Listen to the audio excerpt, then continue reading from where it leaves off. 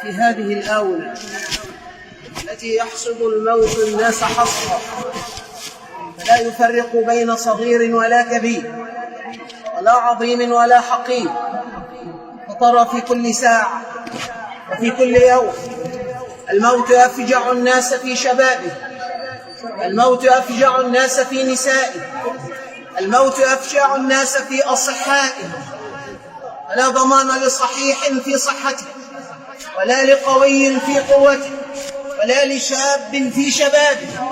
فما الذي ننتظره؟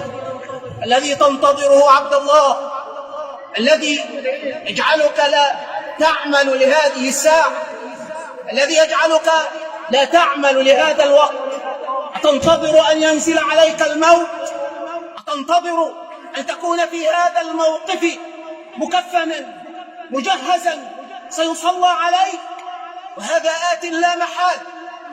إياك أن تظن أن الموت بعيد عنك، الموت ليس ببعيد عنك. في لحظة خاطفة، في لحظة عابرة ينزل عليك الموت يأخذك من حياتك، يأخذك من ولدك، يأخذك من تجارتك، يأخذك من صناعتك. إلى أين؟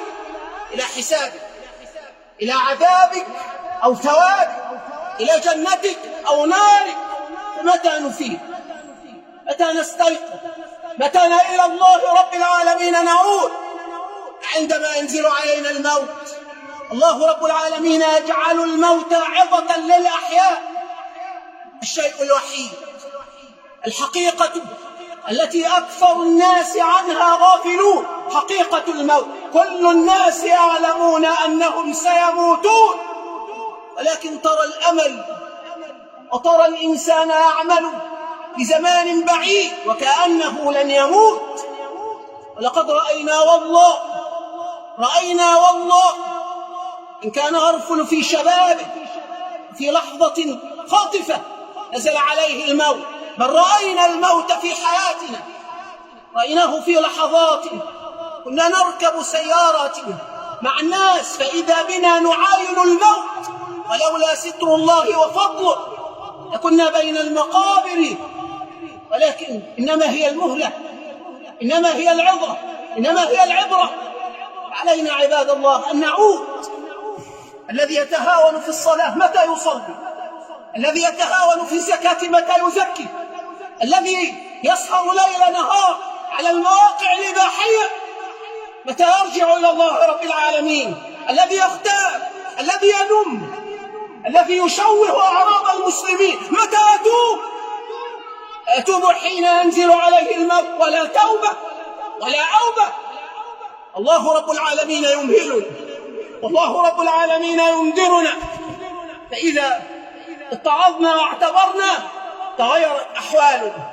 اعلم أن علامة سلامة قلبك أن تتعظ مما تراه، وأن علامة فساد قلب الأبعد أن يظل كما هو يشيع الأموات ويعود كما هو، يغسل الأجساد ويعود كما هو. نبينا صلى الله عليه وسلم أخبرنا أن الجنة أقرب إلى أحدنا من شراك نعله، وأن النار كذلك. والذي بينك وبين الجنة والنار خروج الروح، وأنت بينك وبين خروج الروح قبضة قلب تنقبض ولا تنبسط، نفس يخرج ولا يدخل. أنت رهين هذين الأمرين، أنت رهين قبضة في قلبك، في قلب يدق في الدقيقة الواحدة 70 دقة. أنت تنتظر الموت في كل دقة، وأنت تنتظر الموت مع خروج نفسك ودخوله. الميت ما هو إلا رجل قبض قلبه ولم ينبسط، انبسطت رئتاه ولم تنقبض. نبينا صلى الله عليه وسلم أخبرنا أن الدنيا لا تساوي عند الله جناح بعوضة، ولو كانت تساوي عند الله جناح بعوضة ما سقى كافرا فيها شربة ماء. أيها الأموات، نعم كلنا أموات، لأن الميت هو الذي يصير إلى الموت. والله رب العالمين خاطب نبيه صلى الله عليه وسلم، فقال إنك ميت وإنهم ميتون، أي أنك صائر إلى الموت وأنهم إلى الموت صائرون. فمات نبيكم ومات أصحابه ومات التابعون ومات من بعدهم. الذي بقي لم يبقى إلا أننا سنموت وسنموت. فانظر إلى دنياك بعين من هو في أخرى، انظر إلى دنياك بعين من هو بين يدي ربه ومولاه، من أجل أن لا تغرك الحياة الدنيا.